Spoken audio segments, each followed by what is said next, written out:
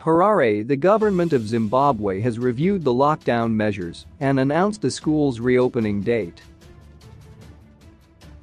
After noticing a decline in COVID-19 infections and death rate, the government saw it fit to relax the national lockdown measures. Curfew now begins at 12 o'clock hours, midnight, to 5:30 hours. Schools are set to reopen on the 7th of February. Here is the statement in its entirety. The COVID-19 Level 2 National Lockdown Review Measures, 28 January, 2022. Over the past 2 weeks, the country has recorded a decline in new COVID-19 cases.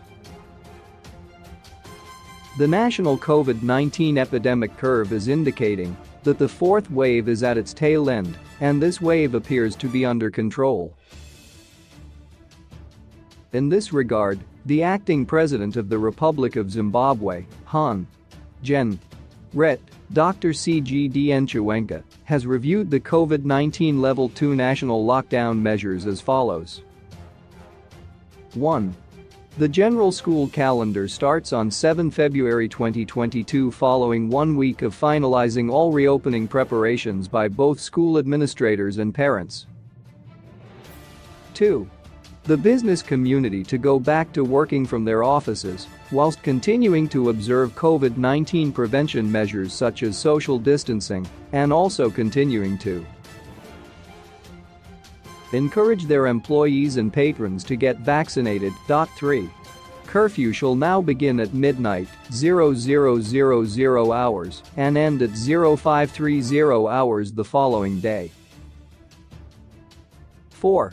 Restaurants and hotels offering catering services to operate from 0800 hours and close at 2200 hours, and allow sit-ins only for fully vaccinated persons. 5. Bars and nightclubs shall open from 0800 hours to 2200 hours only for vaccinated persons. 6. All persons entering Zimbabwe must undergo a valid COVID-19 PCR test not more than 48 hours from the time of their departure for Zimbabwe.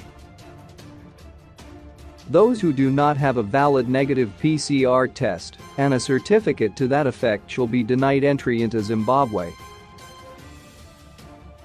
7. Quarantine for locals, returning residents and visitors is lifted for those fully vaccinated. 8. The wearing of face masks in public places, especially public transport and closed space gatherings, remain mandatory and must be enforced. 9. Eligible members of the public are encouraged to get vaccinated. 10. The provincial COVID-19 task force teams are urged to increase their efforts in mobilizing eligible members of the public to get vaccinated. 11. Finally, the practice of WHO recommended COVID-19 preventive public health and social measures that include washing of hands, sanitizing, social distancing, avoiding crowds and gatherings, to continue. 12. All of the above measures are subject to periodic review depending on the prevailing COVID-19 situation.